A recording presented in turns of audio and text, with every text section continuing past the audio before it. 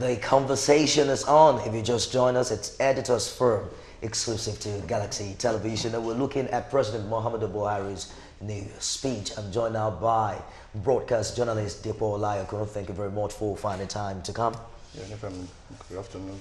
Happy New Year. And Sunday Debash is a news editor who joins us on Editor's Forum today. Glad to have you come. Yeah, thank you. Happy New Year to you guys. Happy New Year to Nigeria.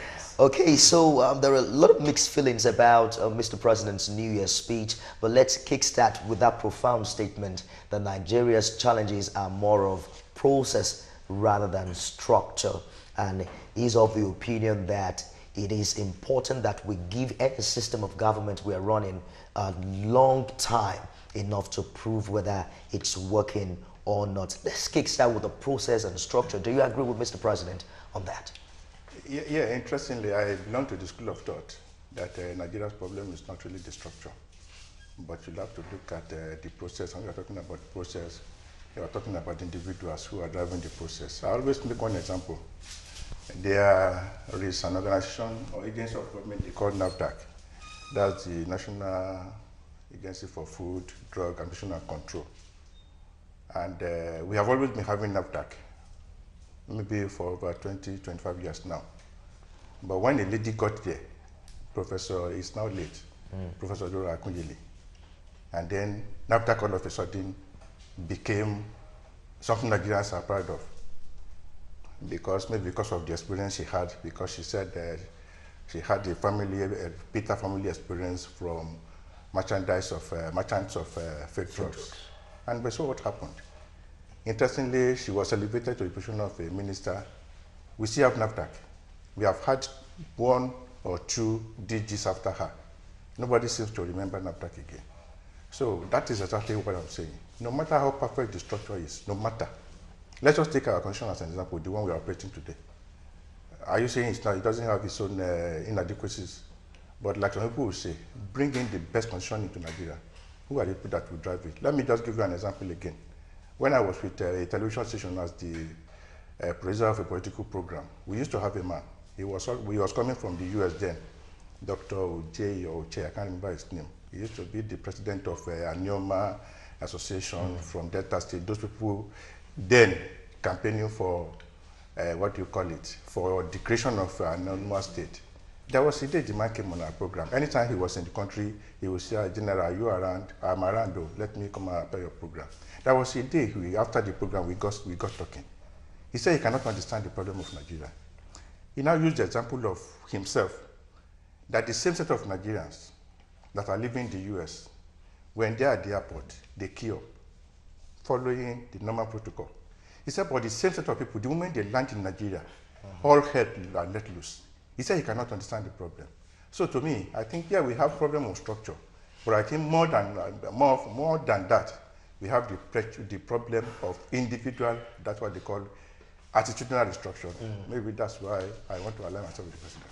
Sunday, would you agree that Mr. President captured the whole concept of restructuring in his speech? Because he made mention of the parliamentary system. What about the issue of reviewing the Constitution? What about devolution of power, amongst many other issues that have risen in the past couple of months?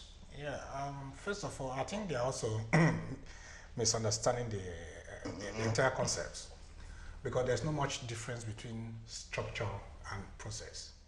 Structure in the social science simply means patterned relationship. Patterned relationship. Do you understand? That is what is structure. For instance, if you move into Galaxy, you have the security man, you have the newscaster, you have the news editor. So you know where you belong. So once you move in, you know where to fix up. That's structure. Just patterned relationship. So there's no more difference between the process and the structure. Yes, so I may agree with him when he talks about attitudinal change, or, the behavioral, yes, okay. So that's when it relates to an individual. But when we also look at what he was talking, I think talking about the parliamentary is just diversionary. Parliamentary has nothing to do with restructuring. It's just a shift from one system of government to another. So it has nothing to do with restructuring. So it's just diversionary. They just want to distract people and maybe create unnecessary confusion so that people can divert attention. Now, when you also talk about this issue of restructuring, devolution of power, yes. I Are you going to talk about the delimitation of the political, space, reorganization of the state system? People have argued in that direction, but I don't think that is the basic issue. You cannot do without restructuring, because the restructuring is also the basic problem of this country. Where do we start from? Between 1960 and 1966, we have this system, this structure that gave power to the regions. So the regions were producing, they were producing and they were creating wealth. So we didn't have all this crisis of you running from your region to Lagos to come and take revenue, no. To come and raise funds, no. Now, between that 1966, when there was this crisis of this Biafra war, now Gowon went to the northern region and he needed money to fund the civil war. And the northern regional government said, no, we can't give you our money to go and fight war in the south. He came back to Lagos. He nationalized the northern regional board. And when there was no resistance, no reaction, he did the same in the western region. And when no reaction, he also nationalized. So nationalization of the state businesses became the order of the day because the federal government needed funds. And that was how the businesses in the regions became the properties of the federal government. And they went a step further, creating states. The more they were creating states, the more they were reducing the powers of the states. And the sole administrators did not have the authority to challenge the head of state because they were appointees of the head of state. And in the process, the powers of the states were not being taken over by the federal government. Until we had this issue of constitutional crisis where they first of all started with the Ironsi unitary system, which they protested, and yet they still sustained it. And that is where we are today. So the powers to produce that were with the states in the past are now with the federal government. And the federal government does not produce. We seem to have a situation in our hands where PDP, for instance, has been in power since 1999, up until 2005. And nobody actually mentioned restructuring. We seem to have a situation where we are asking the president to cede some of its power. The presidency to cede some of its power. Is that feasible now? Yeah, it is going to be very difficult because in Yoruba land there's a proverb, that is, if you don't have access to free meal, you call it abomination. That is the literary translation. And you see, at times when we talk, we speak from the point of an outsider. When you get there, you know that nobody wants to give up power freely, easily. Power is not given. You take it. Because those who took it also went through some processes. You see, while discussing the issue of restructuring or whatever we call it, there are certain things that must be taken into consideration.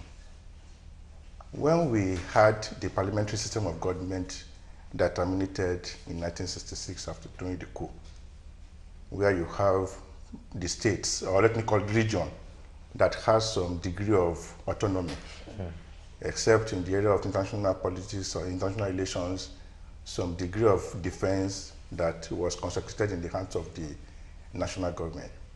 And we saw what became of it. The regions became so powerful that a region could say, oh, I want to break off. Because there's a need for us to look at the temperament of the different regions. The way Nigeria is configured, it will be almost difficult, or if not impossible, to give absolute power to a region. For example, let us look at our past experience with the case of Nnamdi Kanu and the IPOB, just a reference point. If you look at the sentiment, let us assume that we have a region that is that powerful. I don't think the thing was treating towards challenging the status quo. When some group of guys will see army coming with their tank, then you confront them. You can imagine they have the force of power. So we have to look at the temperament of Nigerian situation to look at, is it possible for us to cede much power to the autonomous regions that will not threaten the stability of the country? Because Nigeria has not evolved into a nation where everybody sees something that is a national Nigerian project, where we have a national question. More often than not, Nigerians see themselves more as a Yoruba, Igbo, Hausa, and that's exactly what drives the narratives when we are discussing international issues. That is why you have to temper the issue of restructuring, the issue of autonomy, with some what I would call sensibilities of how do we maintain one Nigeria. Those who really want one Nigeria are looking at, okay, how do we make sure that none of these regions becomes so powerful that they can challenge the authority of the national level. But the point is, whether we like it or not, they said change is dynamic. The only thing that is constant is change. Because when you try something, it's not working, then you try another one. Whether we like it or not, whether you call it structure, or I think Professor Okoleshoyinka gave it another name. I think he called it re-engineering or something, I can't remember. So, but he's saying the same thing. We have some inadequacies with the present structure we are operating. Let us settle for structure. We have problems with what we are dealing with. If you have traveled across the length and breadth of Nigeria, you ask yourself, is it possible for the national government to really make its impact felt in this area? The answer is no. Maybe it's right the issue of, maybe you call it devolution of power or appropriate sharing of powers. But something needs to be done to, let us call it the structure. But my major concern is with the present dramatic personnel, if you restructure Nigeria the way Nigerians are saying, that we are going to solve our problem is out of it. Therefore, there's no for all to work on the individuals. For example, let us just look at the Niger Delta region. They collect 13% derivation. You go to Akwa Ibom State and look at the 8 years of Akpabio and what the guy has been able to do in Akwa Ibom. Delta State collect 13% derivation. River State collected 13% derivation. None of them can match Akwa Ibom in terms of development. Just go there, you'll be amazed. The structure didn't stop this man from performing. It's right. We have to do more with individuals. Whatever it is, our definition of restructuring is from what we heard Mr. President say on Monday. It appears he's not buying it. And it's also very obvious in his body language at this time. But let's move on to other issues that he made mention of. He mentioned that the issue of first custody during UTAD was a function of some people who were trying to sabotage the effort of the federal government. But in the course of the week, we saw a meeting between representatives of the federal government and oil marketers, which held in Abuja. A joint committee of the federal government and oil marketers have now been set up to review the challenges facing the downstream sector, especially the shortage of fuel as we have it now. We'll show you some clips from the Minister of State for Petroleum and some other representatives from IPMAN and other oil marketers association. From those was that everybody gave ideas, everybody was collaborative in finding solutions. The GMD started by presenting what the scenario was and what they've been through and how they've been able to find a solution, at least for now, that has taken away most of the queues that you see. But then we then dug into the long-term solutions and everybody contributed.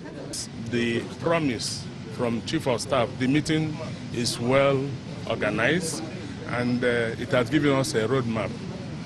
I believe with what we have had today from GMD, from the Minister of State, Nigerians should go home and smile because this issue of constant petroleum shortages will be a thing of the past. It won't happen again. Marketers lost the ability to import and sell at 145 because crude prices have since gone up.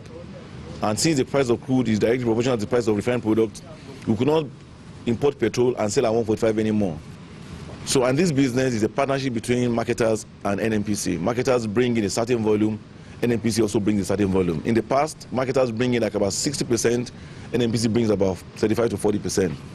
But by the month of October, marketers completely stopped importing because there's no more subsidy. So once we can sell for profit, we have to stop importing. I believe that NNPC have made some bold steps and double the allocations and making the product available to both their depots and the private depots across the country, which both NATO, PTD, IPMAN and MoMA have moved it to the hinterlands.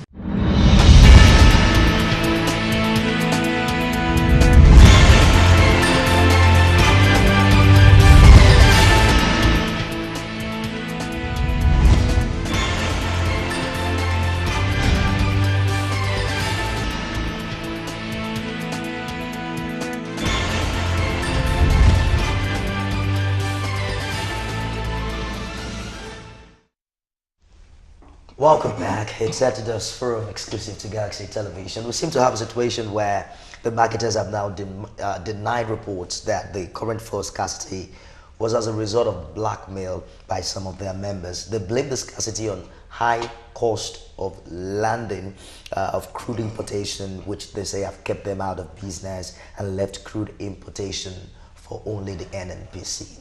Now, if the president made a statement that there was sabotage, and we are hearing a more detailed explanation from marketers, does it tell you that perhaps the president did not even have a full understanding of what was happening in the first place, both as president and as the Minister of Petroleum?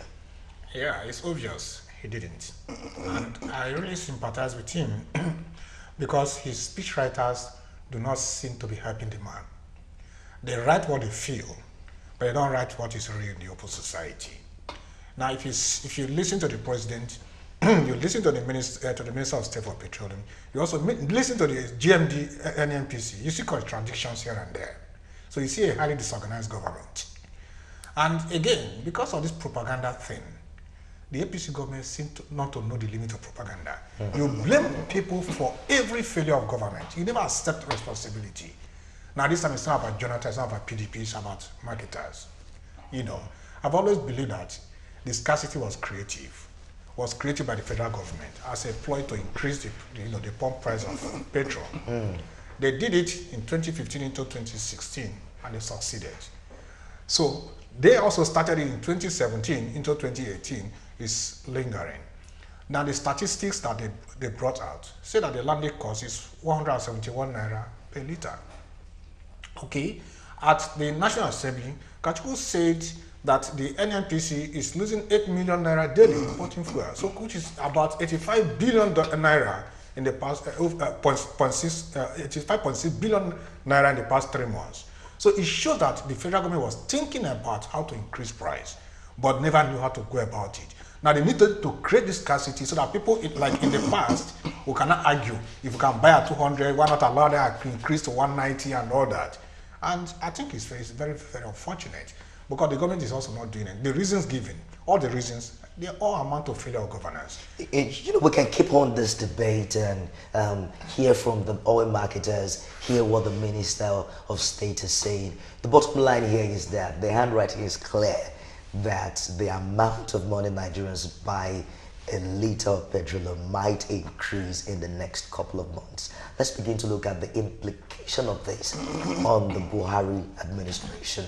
An administration that came up with the idea that paying fuel subsidy was not even needed in the first place. I think there's a need for us to, usually when we want to analyze issues, look at the complete statement. Because the issue of increasing price of fuel arose from a headline of a newspaper, which is the government may give marketers the nod to increase fuel. Well, apparently marketers are saying that selling it at this amount does not even make business sense to them. Yes. Apart from what the newspaper is saying. No. He was quoting Ibe Kachuku at the National Assembly. And a friend sent the complete tape to me. And I listened to it more than 4 times. I didn't hear where the man even gave the inkling. What he said that was that it was not more profitable for these guys to sell at 145 naira if they allowed them to import. Let us go to the history of this current price.